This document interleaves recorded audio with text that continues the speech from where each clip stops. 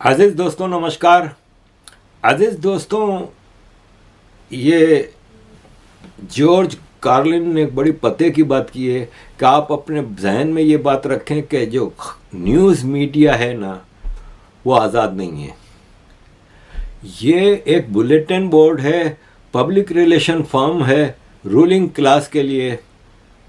ये सिर्फ वही न्यूज़ आपको दिखाते हैं जो सरकार आपको दिखाना चाहती है, या ये जिसका पैसा लेते हैं उसी की न्यूज़ आपको दिखाते हैं। वरना जो न्यूज़ उनके मालिकों के लिए मुश्किल हो जाती है, उस न्यूज़ को दबा दिया जाता है। बहुत ज़बरदस्त ज़रूरी हुआ भी तो उसको उस एंगल से पेश किया जाता है कि उनको फ़ायदा हो और असल न्यूज़ मर जाए। अदरवाइज़ ये न्यूज़ चैनल बेकार हैं। जब भी आज सोशल मीडिया न्यूज़ का सबसे बड़ा ज़रिया बन गया है। मीडिया हाउसेस, अभी मैं इंडिया आया था तो एक मीडिया हाउस में बैठा था, तो ऐसे ही बात निकली तो उन्होंने कहा यहाँ पे मीडिया हाउस के धंधे बहुत ख़राब चल रहे हैं और बड़े बड़े एंकर जो बड़ी बड़ी सैलरियाँ लेते थे आजकल वो बेचारे छोड़ के इसलिए अपना यूट्यूब चैनल चला रहे हैं कि यूट्यूब से उनको ज़्यादा इनकम होती है, मीडिया हाउस कम दे रहा है। तो ये एक खबर थी। आते हैं रशिया के प्रेसिडेंट व्लादिमीर पुतिन की तरफ। व्लादिमीर पुतिन ने इस हफ्ते दो बड़े तुर्प के पत्ते फेंके हैं, तुर्प के यक्के फेंके हैं। एक उन्होंने ट्रिप किया नॉर्थ कोरिया का। नॉर्थ कोरिया अमेरिका की नज़र में अमेरिका के दुश्मन नंबर 1 कंट्री है। इस दुनिया में एक ही मुल्क है जो डायरेक्ट अमेरिका को धमकियां देता है। न चाइना देता है, न रशिया देता है, न कोई और देता है। डायरेक्ट अमेरिका को धमकी सिर्फ एक कंट्री देता है, नॉर्थ कोरिया। नॉर्थ कोरिया में व्लादिमीर पुतिन का जो इस्तकबाल हुआ और जो वहाँ पे चीज़ें हुई वो अमेरिका की नींदें उड़ाने के लिए काफ़ी हैं। नॉर्थ कोरिया पे कई दशकों से, कई डेकेड से एम्बार्गो है, टोटल एम्बार्गो। लेकिन आप हैरान रह जाएंगे कि टोटल पूरी दुनिया का एम्बार्गो, कोई नेचुरल रिसोर्सेज इनके पास नहीं है, ना पेट्रोल है, ना कुछ है, कुछ भी नहीं है। लेकिन एक पैसे का कर्ज नहीं है।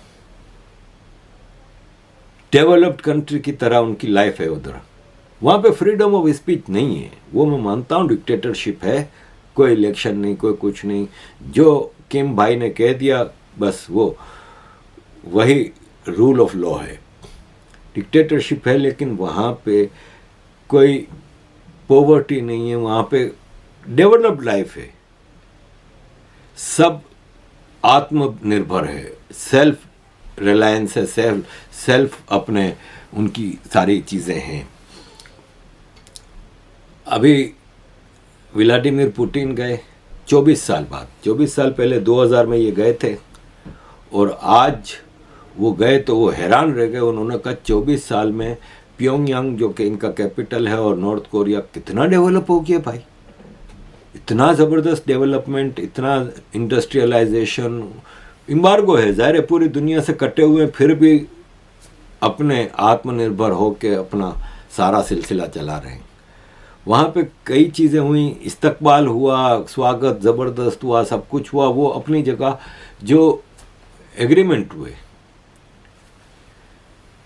नेटो के स्टाइल में नॉर्थ कोरिया से रशिया ने एग्रीमेंट किया है कि अगर नॉर्थ कोरिया पे किसी ने हमला किया तो वो रशिया पे हमला होगा, अगर रशिया का किसी ने हमला किया तो वो नॉर्थ कोरिया पे हमला होगा। दोनों एक दूसरे की मदद करेंगे।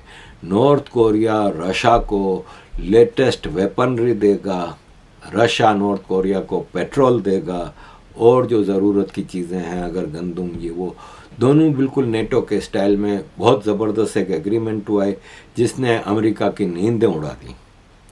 अमेरिका ने उसको कंडेम किया है कि एक एम्बार्गो है, फिर भी रशिया वहाँ पे गया, रशिया पे भी एम्बार्गो है, फिर भी नॉर्थ कोरिया गया। तो अब पुलों के नीचे से पानी बहुत बह गया है।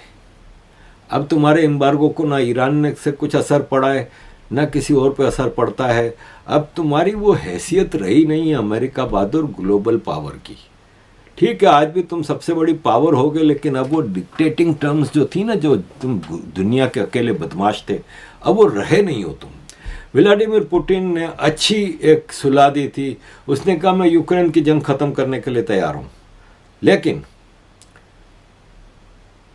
यूक्रेन नेटो को ज्वाइन नहीं करेगा। खास तौर पे मिलिट्री वाइज, इकोनॉमिक किसी से एग्रीमेंट करना है करे।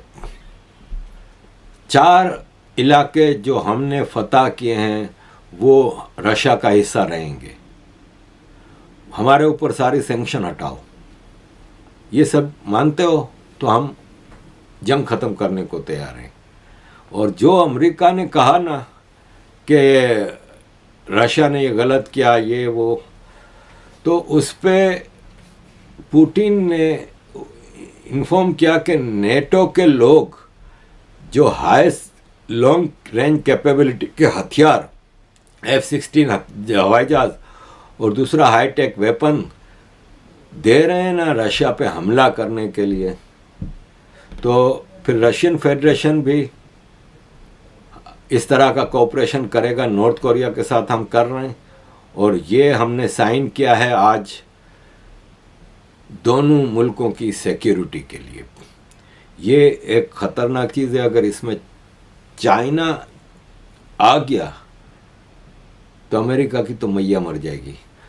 इधर ये बात जहन में रखनी होगी कि अमेरिका के पूरी दुनिया में 750 मिलिट्री बेसिस हैं आउट ऑफ अमेरिका, जिसमें से 120 जापान में हैं, 119 जर्मनी में हैं, बाकी पूरे यूरोप में हैं 750। आप अंदाज़ा लगाएं कि साउथ कोरिया में 73, गुआम में 54, इटली में 44, पोर्टरिको में 34, इंग्लैंड में 25, सऊदी अरब में 10, कुवैत में 10। मतलब आप अंदाज़ा लगाएं कि पूरी दुनिया में इनके मिलिट्री अड्डे हैं आउट ऑफ अमेरिका। रशिया का तो फिर नॉर्थ कोरिया के पास इनका बॉर्डर का हिसाब किताब भी है, सब कुछ है, और फिर भी वो कोई अड्डा नहीं बना रहा उधर। अब क्यूबा में रशिया ने जो भेजी है न्यूक्लियर सबमरीन, उससे अमेरिका की मैया मर गई है।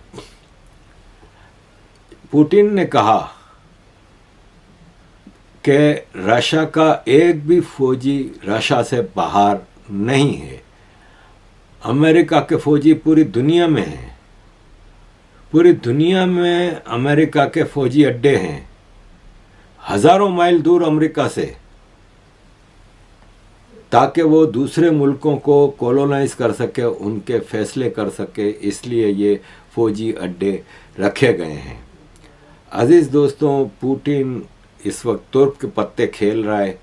चाइना गया, अब नॉर्थ कोरिया गया, साफ अल्फाज में कह दिया है कि ब्रिटिश हथियार, अमेरिकन हथियार, नेटो हथियार एक भी रशिया के अंदर गिरा तो याद रखना वर्ल्ड वार 3 का बिगिन होगा, और वर्ल्ड वार 3 का टोटल नुकसान वेस्ट को होगा, इनको कम होगा।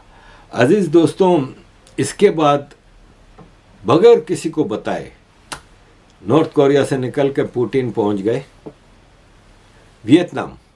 आपको याद होगा वियतनाम पे अमेरिका ने हमला किया था कोल्ड वार के दौरान, और वहाँ पता नहीं 17 साल या कितने साल की जंग के बाद मुंह की खानी पड़ी और वहाँ से निकलना पड़ा, हार के निकलना पड़ा।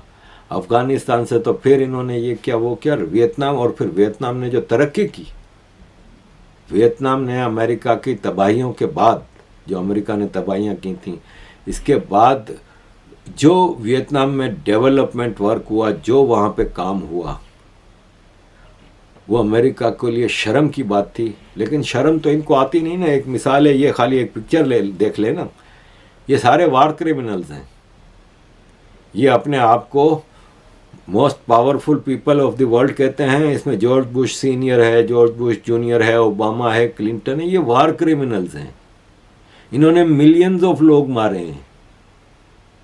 उन मिलियंस ऑफ लोगों को मारा है जिन्होंने अमेरिका को कोई नुकसान नहीं पहुंचाया। ना इराक, ना लीबिया, ना सीरिया, ना अफगानिस्तान, ना सोमालिया, ना इन लोगों में से किसी ने नुकसान नहीं पहुंचाया, लेकिन इनके मिलियंस ऑफ लोग मारे गए।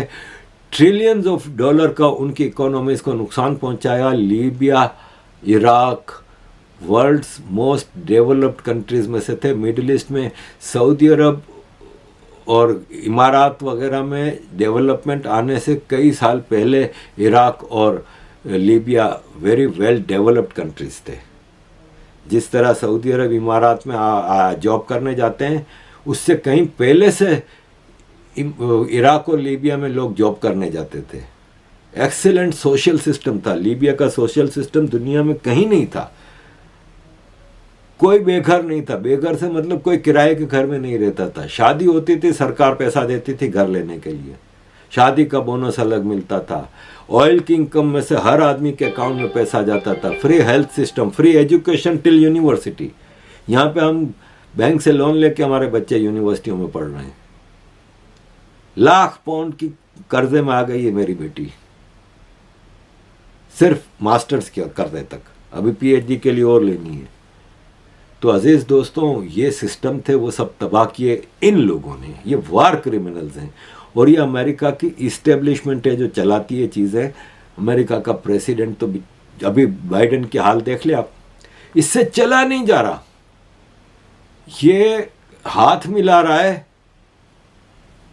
जो आदमी हाथ मिला रहा है वो दो और लोगों से मुड़ के अब वो स्पीच कर रहा है। ये भूल गया कि मुझसे ये हाथ मिला चुका, वापस हाथ मिलाने की कोशिश कर रहा है। ये गाड़ी में, हवाई जहाज में, हेलीकॉप्टर में चढ़ने के लिए इसको दो आदमियों के सहारे की जरूरत होती है। ये बौखलाया हुआ रहता है। आपको याद है ना वो भूल भुलैया फिल्म? नहीं, भूल भुलैया नहीं, वो एक फिल्म थी ना, लंदन में बनी थी, जिसमें पारस रावल, अक्षय कुमार और गोविंदा होते हैं और तीनों वहाँ पे मुख्तलिफ कॉमेडी सारी चीज़ चलती है। उसमें पारस रावल के आँख पे कोई ऐसा चश्मा लग जाता है जिससे इसको कुछ नज़र नहीं आता। वो अक्षय कुमार के साथ भाग रहा होता है। अब उसको पता नहीं होता कि वो कहाँ जा रहा है। कोई धक्का देता था तो यहाँ मुड़ जाता था, कोई धक्का देता था। ये हाल है इसका। अमेरिका की डीप स्टेट इस्टेब्लिशमेंट के लिए ऐसा ही आदमी चाहिए इनको। अब आप देखें कि दो खबरें देखें इसके हवाले से कि ये न्यूयॉर्क पोस्ट पे आया है कि अमेरिका में जो सिटीजन नहीं है उनको पूरी अमेरिका में वोटर रजिस्ट्रेशन की कोशिश की जा रही है रिपब्लिकन पार्टी की तरफ से। जैसे भारत में रोहिंग्या आधार कार्ड बनाया, वोटर कार्ड बनाया, वोट दे रहे होते हैं, वैसे अमेरिका में रिपब्लिकन पार्टी ये कोशिश कर रही है। और मेल ऑनलाइन यूके के अखबार ने ये बताया है कि अभी तक डेमोक्रेट पार्टी का ये लीडर है, लेकिन बहुत जल्द पहला जब डिबेट होगा ना ट्रंप के साथ बाइडेन का, उसके बाद, क्योंकि इसका पोल में ग्राफ बहुत नीचे आ रहा है। अमेरिका की डीप स्टेट ये सोच रही है कि हम कितनी भी धांधली कर लें, कितनी भी रिगिंग कर लें, ट्रंप को जीतने से नहीं रोक सकते। तो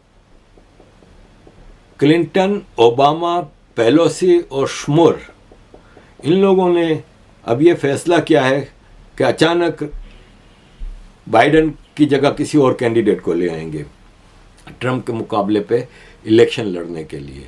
और इस वक्त अमेरिका, जैसे तालिबान पॉलिसी फेल हुई, जैसे यूक्रेन में मुंह की खा रहा है, जैसे ताइवान वाले मामले में कोई अमेरिका चाहता था कि चाइना कुछ करे, चाइना कह रहा है हमें पता है यार, अमेरिका चाहता है कि हम ताइवान पर हमला करें और मामलात ख़राब हों, ऐसा कुछ नहीं होगा। इसी तरह इंडिया चाइना को भड़काते रहा कि ये हो वो हो। ईरान के साथ कुछ नहीं चला। गज़ा में इज़राइल जो कर रहा है उस पर अमेरिका को बहुत ज़्यादा और यूरोप को बहुत ज़्यादा बैकलैश मिल रहा है। हर जगह अमेरिका इस वक्त हार रहा है और ऐसे में व्लादिमीर पुतिन एक स्ट्रॉन्ग आदमी बन के आ रहा है। अगर लीडरशिप चेंज होगी ना वेस्ट की, जैसे इंग्लैंड में नाइजल फरज, आई डोंट नो, लेकिन ये हंगरी, फ्रांस, हॉलैंड और फिर अमेरिका में ट्रंप, अगर कुछ तब्दीलियां आएंगी ना तो होपफुली ग्लोबल इकोसिस्टम जो लेफ्ट का है उसका जोर टूटेगा तो दुनिया में तबाही कम होना शुरू होगी। अजीज दोस्तों, thank you very much for all your support. Kindly keep supporting.